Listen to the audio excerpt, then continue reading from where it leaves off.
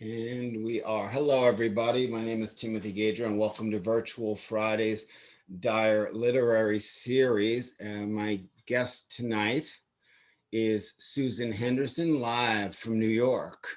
And I will do a little. Oh, did I prepare this correctly?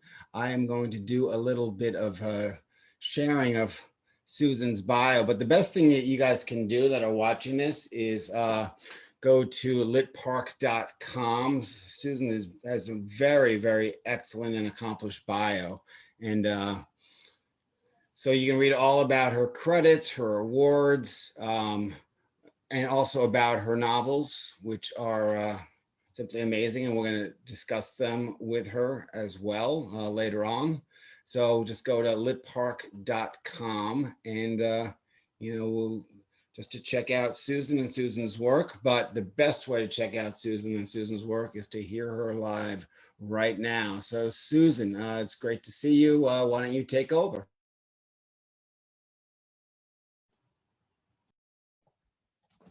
Okay, thanks for having me.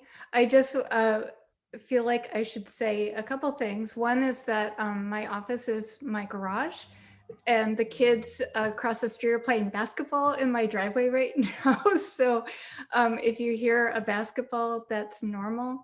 I also have a dog on the floor, and so if you start hearing like chewing sounds, that's probably the dog.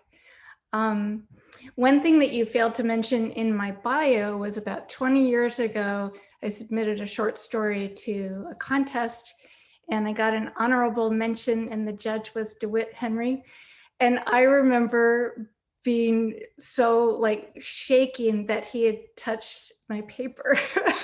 Like, because this is in the old days where he actually probably had like a physical paper. But I remember just thinking like, oh my gosh, he actually touched paper that I wrote on and read it. So that was such an honor for me, and that's still the best thing about my bio. So let me read. I'm going to read from The Flicker of Old Dreams. It is about the death of a small American town as told by a mortician. It's there is a lot of dead body processing in the book. So I just want to warn you, if you haven't read it, that it's a little, it's very deep into the weeds of embalming. But I've printed some things up so that I can read a short, kind of like a short and spliced together piece of the prologue. I think the only thing that you need to know to follow along is that we're going to be in a town called Petroleum, a town of 180 people in Montana. And the narrator is Mary, who's recalling an incident that happened at the grain elevator when she was 5. The gray towers stood tall and straight in those years when the train still pulled into Petroleum every weekday afternoon, the final stop on the Milwaukee Road line. Children listened for the blare of the horn and the rattles and clangs as it came over one last valley to collect our wheat. If I could beg a penny off my father, I'd chase behind the other kids to meet the train. They weren't unkind to me, not yet, but I was peculiar to them. Almost all these kids were the sons of or daughters of ranchers, even if one parent was a shopkeeper, school teacher, postman, or waitress, the other likely worked on a ranch. No one but my father and me lived in the funeral home. We crowded near the coins we placed on the tracks, most of us wearing dingy t-shirts, cut-off jeans, and oversized cowboy boots, the uniform of kids who got the bulk of their clothes from the free bin at school. Stand back, the conductor would yell out his window, and I would hold my cheeks to keep them from vibrating. After the train rolled away, we gathered our flattened coins, still warm, while mothers straightened pictures on the walls of their homes. I didn't have a mother, so ours hung crooked. The train continued on to the gray tower. We were supposed to keep our distance as grain poured from a spout into the hopper car, but I liked to get close enough to hear the rain of kernels and inhale the dust that powdered my arms. By the time I looked away from that fantastic spray of wheat, the other children would be halfway through the field, and I stood apart. I have always stood apart, off to the side or in the row behind or looking on from my yard, as I did that late July afternoon when so much was about to change. I knelt with my trowel beneath the single tree on our property digging a hole. My collection of Barbies and Matchbox cars shone in the sun. The dolls were too big for the car, so I had to hold them face down on the roofs as I drove them around the tree roots toward the deep hole. In my mind, the black matchbox was a hearse like my father's, and I could imagine the mournful singing of hymns, the quiet coughs, and the unwrapping of hard candies. There, rest in peace, I said. I covered a doll with dirt, placed a rock over the grave, and drove the little cars away.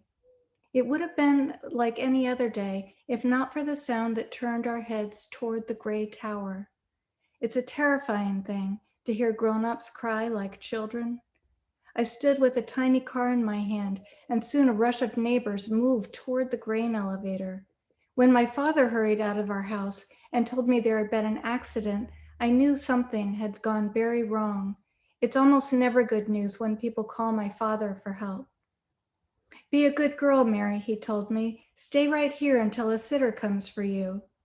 I dug up my muddy-haired doll and started my game again as I watched my father run like he never did before or since.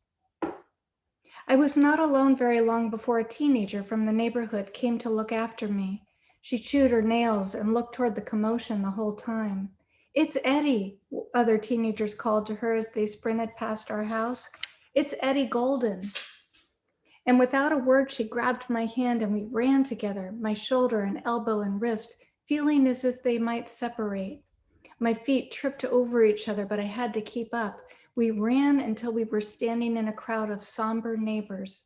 The great building itself was quiet, but the crowd hummed with worries and pleas. I wriggled my fingers free of the sitters and pushed forward toward the front, where a half circle of girls sobbed quietly and said the name Eddie again and again. Eddie Golden had taken the Petroleum Oilers to the county championship the year before when he was a senior. He was the only one I ever saw on the court with a beard. The girls closed their circle and called toward the gray tower, "We love you, Eddie." When I wormed my way around them, I came to the side of the train where it would normally stop to catch the wheat. I squeezed between freight cars, following the piercing buzz of chainsaws and men shouting with strained and testy voices. "Give me a shovel or a bucket, God damn it. You see I'm busy cutting. We need to make this hole bigger." No one seemed to be working together.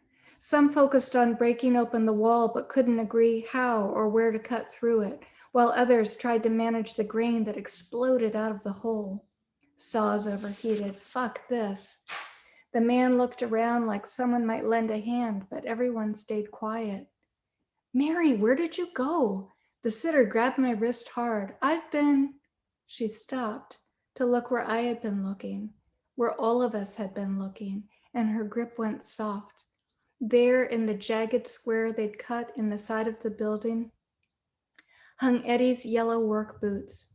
If you could shut out all the hurrying and shouting, if you could shut out the endless wailing high up in the tower, you'd hear the grain dropping all around Eddie. I felt a tug on the back of my t-shirt up by the neck. "This is not what I'm paying you for," my father said to the sitter. "Take her home." All that walk back, I listened to the drone of voices and the awful crying that wouldn't stop. And if I closed my eyes, there were Eddie's yellow boots. I'm going to skip a little bit here because I'm terrible about reading long stretches of dialogue. But what we learned from the various kids in the town is that Eddie and his younger brother, who's 14, were up at the top of the grain storage bin trying to break up clumps. But when Eddie went in, he went in without his harness. So the moment he whacked the shovel into the grain, he created a funnel and he got sucked under. And then his younger brother, who did wear a harness, was then suspended in the top of the bin, watching all of this go down and wailing the whole time. Late that night, my father and the men who'd stayed until the end came back to our house, so sweaty the room steamed. I made a joke about the stink, but no one laughed. They just sat around our kitchen table, hands trembling, pouring drinks. The babysitter, anxious to go home, shooed me toward my room, but I only went as far as the stairs. What killed me was all those girls telling us, hurry, hurry, and that goddamned whimpering. I tiptoed closer. My father's face looked deflated, as if the air had been let out of it until only the creases and folds remained. What these men understood the moment they reached the scene was there was never the chance of a rescue. They knew as they started up their chainsaws that Eddie had already suffocated. It had taken 3 hours to recover his body, 3 hours of cutting away the wall and shoveling away grain. Once the star of his high school basketball team, the guy cracking jokes during breaks at work, here was the version of Eddie Golden they'd always remember, his nose and mouth plugged with wheat. Have anything stronger, Alan? The manager asked my father. Sweat dripped down the backs of my knees. Sometimes the room was silent, the house hot with breath, and only the sound of glasses clunking against the wooden table. Other times the men talked over each other, telling their stories until all the parts fit together. After Eddie's death, his mother asked to have a photo taken with both of her boys. She'd failed to take pictures of them as young men. Life had simply become one of rushing to finish chores, rushing down the highway to do errands, rushing home to make dinner. And she needed to remember Eddie as he looked that morning. His dark eyebrows, the full beard that couldn't hide his near constant grin, the strong body like his father's. She needed to remember them all together, even if that image was hardly true. The three wore their most formal clothing and posed as if Eddie, eyes closed and slumped between them, were still alive. This is what I would think of all that night and for many nights after, with an awful secret thrill. Mrs. Golden and her younger son argued about whether or not to smile. The look on their faces, though it's only a story now, no one I know has ever laid eyes on the photo, is said to be the glassy-eyed look of shock, and no one would mistake the younger boy's tight lips or the mother's exposed teeth as smiles. I think I should stop there. Should I stop there, Timothy? Sure, if you'd like. Okay. I was always told to stop reading before you think you should stop. Well, you know what? I could have heard that for 30 more minutes. It was fantastic reading. What a great section that you read. So I want to do a quick screen share too. Maybe we'll stimulate some questions. And I always sort of hate screen sharing during the middle of this, so I'll do it quick. So I want people, when they consider questions on these photos, just to get a general feeling about it. So there's a photo album that Susan made, which had to do with this book and the town. So and here it is real quick. So I want you guys to get a sense of how barren that is. And oh wait, I can see my house. It's for sale. And so this is what we're looking at. So I'll ask you a quick, did you take all these photos yourself? Yeah, those are my photos, except the one, my daughter took one photo of a grain elevator when she was driving cross country. So which came first? Did the book come first and then you looked for a town that reminded you of the book, or were you at this town and it influenced the book, or neither? A little bit neither. So one, I always start my books with settings, but before I even had the setting, before I knew I was tossing around a story at all, this was like right around the time of like the rise of the Tea Party. And I started just feeling this, there was so much tension between like one American and another, and so much rage in the air. And I thought I wanted to kind of drill down into that, but I wanted to entirely skip around politics. And so as I was just trying, like, where could I put my finger on the pulse of people who are starting to feel locked against each other. And so I started thinking about like, oh, I wonder about that town that my dad grew up in, where we went every summer. I wonder what it would be like there right now in the midst of all this stuff. So I went back to this town of 180 people. In the book, it's called Petroleum. In real life, it's called Winnett, Montana. And it's a town of 180 people. And I went there for a month. The first time. I'd been there for many, many times in my life, but it was the first time I went by myself. And I stayed there for a month in a little motel room with no internet, no cell phone signal, no landline, no radio or TV, and just out. So Flicker of Old Dreams, which you read from, there's a theme of it regarding fear of change versus the actual change. Which one wins?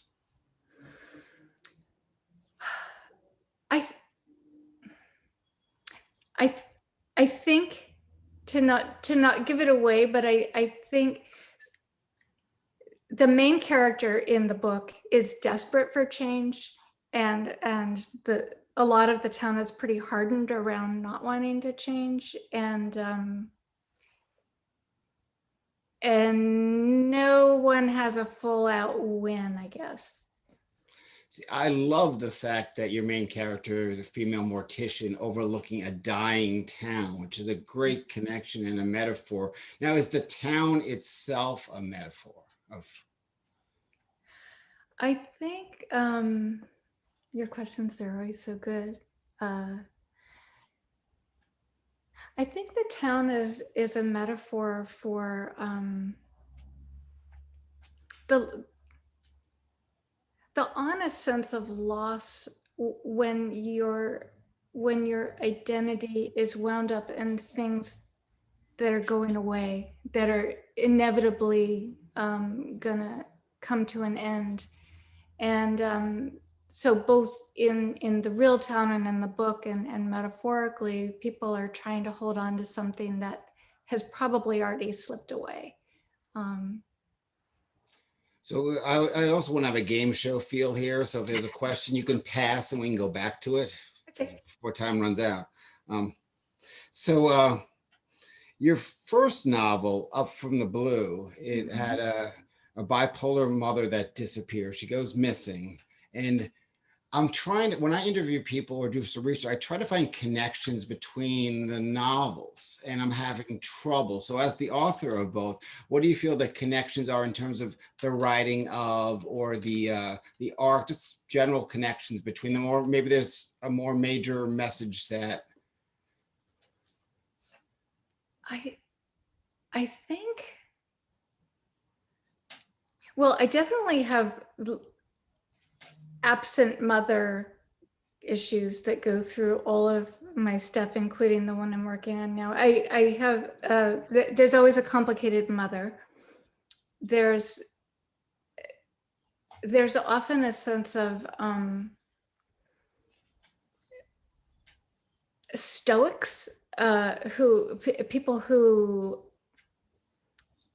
can't express what they need to express, people that are like physically not cozy and close. But I don't know. I think that, go ahead. Off the record, is it based on your mother at all? I mean, we don't have to tell her. That's. That is my most autobiographical book, but it's all kinds of things kind of swirled together. Well, I missed a few questions, so let's jump back to, how did you research about Morticians? John Wessick asks. So my favorite thing about writing is actually the research, and usually at some point you have to say, stop, you gotta write something. So when I got the idea that I was gonna be writing about a dying town, I started like pitching around in my mind, like, who's the best person to tell the story of a dying town? And so then once I had the idea of maybe someone, owns a funeral parlor there or something, I started thinking, oh, okay, because somebody who's not afraid to look death in the eye and deal with it straight on, and someone who can uh, be show compassion and dignity to the dying. So once I was on that train, it was like, okay, now I've got to. First, I scoured my friends on Facebook to see does anyone have any mortician connections, and it's stunning how many people. If you just kind of ask a random group, how many people are morticians, or they went to school for it and dropped out, or they grew up in a funeral home. So I started there. I've got a giant out of print dictionary of the dead that from some library in Cincinnati. And it had everything from like what things weigh over time in the process of rotting. It's great. If anybody ever wants to borrow it, it's like the best encyclopedia of dead stuff. I had a photograph album of pictures of dead people. I audited a course on embalming. I had a mortician on call for all my questions. I would say things like, "Oh, if they're trying to save money and the chest is crushed and all this stuff, what would you do?" And she's like, "Oh, I'd use some upholstery stuffing," and just it was like good to just kind of like swap out with her. Do you research all of your characters or work to that extent? Because that seems like you're very, very, tight on the details. Yeah, for me, writing like the research is like the joy. The research is the joy, and just wandering, physically wandering, whatever setting I choose. I just love to. It's basically like it takes me like 6 years to write a book, and like every 6 years I get to like start an entirely new career and just like start over and like rebuild myself and what I know. And I love to write about what I don't know. So are you working on something right now that's reinventing yourself? Mm-hmm. Can you give us a general spiel about it, or do you not want to give anything away? I live down the street from an insane asylum that has been abandoned for since 1996, and I've been going inside it and talking to everybody who lives there and graffitis it for about 2 years. And my focus, so it's definitely, I'm like tiptoeing, probably because of the pandemic, and I've been sort of locked in a small room with Salman Rushdie for like a year. So it's got like a little bit of a magic element to it right now. But basically what I found is I was talking to people inside and then following the leads they gave me to people that used to work there or go there or stuff, is that they were babies born to patients there that were kept secret. And if they couldn't adopt them out, they just raised them there. So that is going to be at the core of the novel. Now, was there any like old records like on the floors? I did the same thing as you did, but I did it for fun, unfortunately. And I found that the old equipment and the records were just, you know, everywhere. They were just dumped there. Yeah, I've got tons and tons of old records, and it's amazing how you think there's these confidentiality rules, and when these places closed, they all like deinstitutionalization happened all at once, and they just like left stuff in their office. And the people that took all that stuff, because a lot of it's not in the building anymore, it was just like totally random person who went in and took what they found. So I started like finding all those people, and it's been fun.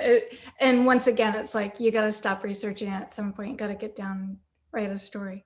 Well, some of the clinical terms that I found in those records were like imbecile and moron, like they were the official Yeah. clinical terms. Yeah. But enough about me. We had a question from Jeffrey Marlin, and he wrote, your description before the reading about embalming reminded me of the story Mr. Nodine Pentecost. Have you read it? And because it has some great details of embalming. No, can you put the name of that is it in the chat? It's in the chat already, yeah. So No, I'll definitely look that up. I read a lot of one of the people I read a lot who, so I was a weird little kid and I used to read, you know, it was like the second grader reading Sylvia Plath poems and stuff. And something that I used to read when I was in elementary school was this guy Richard Seltzer, who was a poet slash surgeon. And so I actually used a lot of his writing as I was looking at things. And then I also I listened to a lot of YouTubes of just surgeries and autopsies with my eyes shut, and I would just write down all the things that I heard. Wow, that's fascinating. How you feel that makes writers obsessive? I think writers are often extremely weird in different ways that I like. Yeah. In terms of your poetry, do you research your poetry? And if so, how do you do that? It's from John Stickney. I when I was 20, I won what is still the biggest thing on my resume for some poems, and I never wrote another poem after that. It really messed me up. Why? It because I'm a big reader, and when I saw my work in print and when I saw it put out in a way that other people would read it, I was so ashamed that poetry is still my favorite form to read, but I've never, not even in private, I've never written another word of poetry. But it won a huge award. Is that have something that has a lot to say about perhaps a writer's inner editor? It didn't deserve it, and that I was just ashamed. I was just ashamed to see it in print, and I just because my favorite writers are poets, and I don't know, it messed me up. Okay, so your first book really charged, had a lot of success. And do you feel that first novels these days have as much of a chance as your first did in terms of track record? I think the industry is brutal, and I think those of us who've stayed in it, it's the most crucial sign that we are writers, because nobody else in any other field would stick with something that was so hard and demoralizing and not paying and stuff. It's kind of like being a musician, except it'd be like being a musician that plays gig after gig and nobody shows up sometimes. Exactly. Yeah, it can be really demoralizing, and I think that's why the community is so important, the community of writers, because I've known so many people who were amazing writers and died with nobody, you know. Hey, we had pages that we passed around of their work, but they never had anything in print, and it's a brutal industry, and it's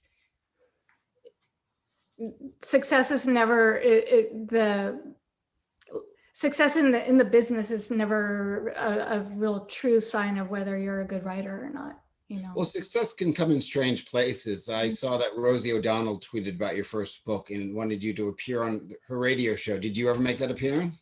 I did. It was a great, I was so scared that during one of the commercial breaks, she we had to do it. We had to borrow Howard Stern's fishbowl in the city to do the interview, because she had some medical emergency at the last minute, and we were going to do it at her house where she did the radio show and stuff. And then we ended up doing it in this fishbowl. And I got so nervous that during the break, she just scooted her chair close to mine so our knees were touching. And she's just like, if I ask you anything that makes you nervous, you just go like this to me, and I'll stop. You know, because you could do anything on the radio with your fans. And then she said, basically she used her stand-up comedy stuff so often to cover with my, like, I was just having like these Cindy Brady blank out moments all the time with her, and she just kind of like smoothed it out and made it this beautiful thing. The best thing though, she sent me home and I had a 2-hour ride in the limousine going home, and I thought, okay, now that I'm not nervous and it's over, I'm going to really enjoy this limousine ride. So I'm driving home, I get this call on my cell phone, and they're like, Mrs. Henderson, your son is throwing up at school. Can you come and pick him up? So I was just like, okay, back to my life, you know. All right, I'm gonna finish up with the last question. How has the pandemic, you already sort of hinted at it, has the pandemic influenced your writing or your writing routine? I think the way it's influenced my actual writing is that I just feel like I'm in a brain fog. I am not, that's my dog. I'm not producing much. I'm not ingesting as much. But in some ways, I've definitely, I think I've been like so obsessed with Salman Rushdie on during the pandemic, because I've needed to kind of like catapult way out of my head and go somewhere kind of bigger and stranger. Hey, sweet. Can you hold on while I let my dog out to pee? I'm sorry. I'll be right back in 1 second. Hey, baby. Here's where we kill it. Oh, by the way, just a quick interjection. The Howard Stern fishbowl isn't an actual fishbowl. It's a studio. Anyway, so I just was killing time with a very interesting fact. So anyway, now that the pandemic seems to be making progress, I don't know if the pandemic or COVID itself is doing any better, but we're opening up everything. Do you feel that's going to be advantageous to you as a writer? Yes, it's been really hard. Like I think a lot of us who are writers are introverts, or definitely we either lean or lean hard introvert. And so I thought I would do the pandemic better. I thought like, oh, this is my jam, you know, to not see anybody and stuff. And then to have all of my events on Zoom and I don't have to wear pants. And, you know, it's just like, this is the life. And I feel like I had no idea how much I love accidents in life, you know, like the person you didn't expect to run into, the fruit you didn't intend to buy at the store, the I feel like because of the pandemic and because of Zoom meetings, we're like on topic all the time and everything's scheduled. And so we don't have all the things that I think kind of like light writers up, which is you just took a funny, come on up, which, hello. That you can take the dog though. Special guest star, Bob Denver as the dog. Sorry, that is Fergus. He was not supposed to be in my office. I had only my other dog in here. But I feel like it's taken away all the kind of the rabbit holes you could go down to, the happy little accidents, the unexpected things, and so I'm really looking forward to just having that again, you know. All right. Well, I want to really thank you from the bottom of my heart for this wonderful reading and interview. We do have, of course, we want to promote the books and bookstores that we're talking about. And here are Susan's books that you can read about at litpark.com, litpark.com. And for an indie bookstore that you would like to help support, where people might be able to order online, do you have a favorite, Susan? I have a favorite, which is Books Are Magic, but honestly, they don't need as much help as probably whatever your local bookstore is. You know, the one that's closest to your house. That's always the best bookstore to use. All right. Well, thank you again. We're going to say goodbye to our friends watching on Facebook, and well, I guess they're our friends. We don't know. A few of them might be like on the bubble, but If folks watching on Facebook would like to participate by putting questions in the chat on a Q&A or read at the open mic after the features, use the Zoom link the next time, because right now I'm shutting you down. So thanks for coming, and